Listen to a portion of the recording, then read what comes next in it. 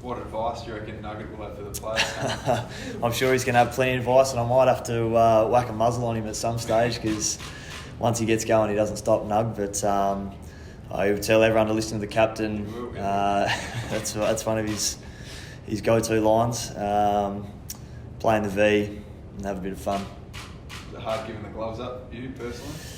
Yeah, I might have to have a little word to Harry about. Maybe we might be able to swap over at the 10 over mark. So I know Matty Crouch will be keen to get the gloves as well. So we might be able to come to a negotiation there. Maybe to some of the slower bowlers to limit the risk a little bit with finger injuries. But it'd be nice to get behind the stumps again. We'll see what happens.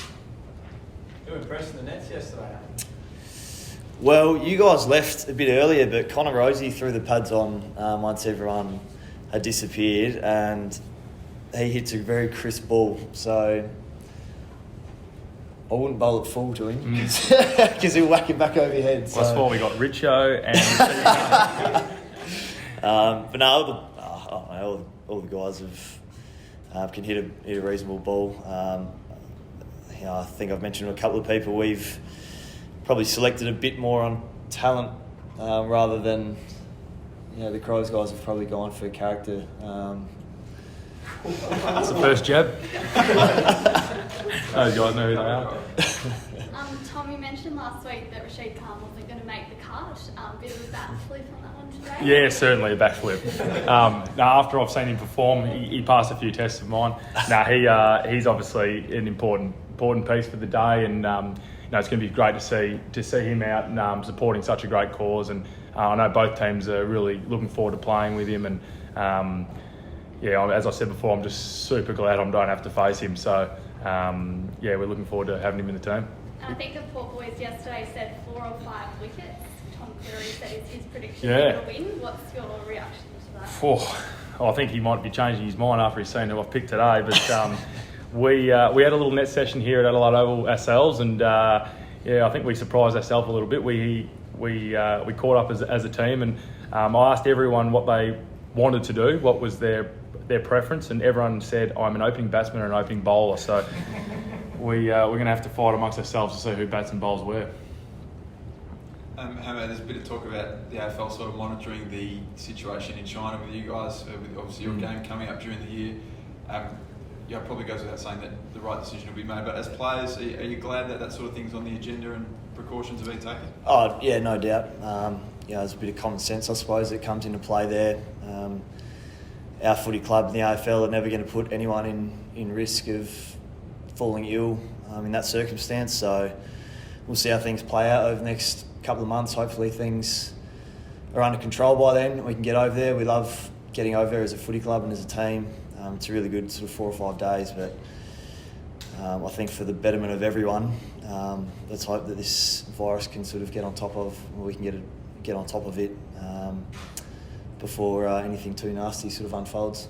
Have the players been told anything yet, or as a playing group, what's the sort of stance at the moment? Basically that we'll just sort of wait and see how things unfold over the next couple of months.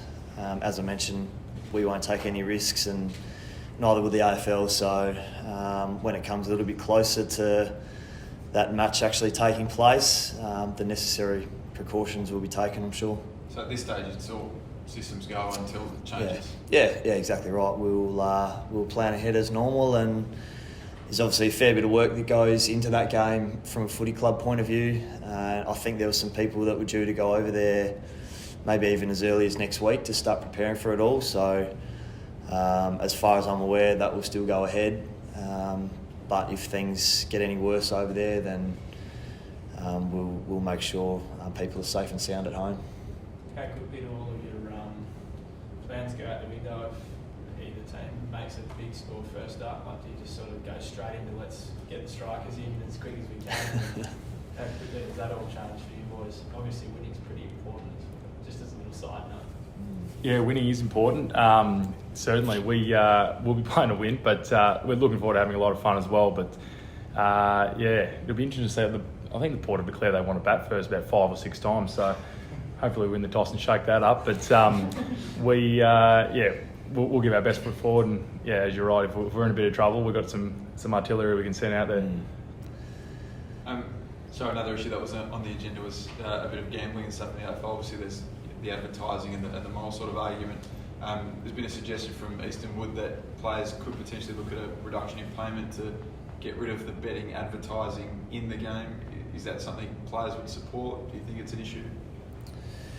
Oh, look, well, from my point of view, I feel like there's an increased amount of support, or there has been over the last 2 or 3 years, particularly in terms of services that we can access as players. If any of us feel like that's becoming a real issue, and there's a lot of anonymity that comes with that as well. We can talk to people about concerns that we might have about teammates. There's a huge amount of support and services that have been implemented by the AFL and the AFL Players Association around this sort of stuff.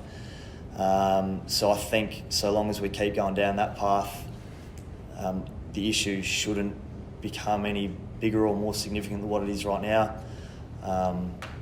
If we have to go down the path of taking pay cuts, then I'm sure that as an industry we'd be happy to do that. But I think we've got the right services and the right amount of services in place to be able to help us out with that sort of stuff. Do you guys know how ticket sales are going for Sunday? Yeah, I think we're nearly at about 30,000 tickets for the game on the weekend. Expecting to obviously have a big push for that as it gets closer to the game. And I mean, I've already spoken to a number of people that have, voiced how they can help through this situation, and by coming to the game, that's making them feel like they're playing their part in raising money for the bushfire victims and firefighters that have obviously been through all this. And there's no better way than coming and enjoying yourself on Sunday, putting a few smiles on people's faces, and hopefully we can raise as much money as we can. And obviously just extremely lucky the Adelaide Oval's doing what it's doing in putting on this game for us. So we both obviously love playing footy here, and we're very lucky and fortunate that we get to play a game of cricket here now too. So big thank goes to them obviously.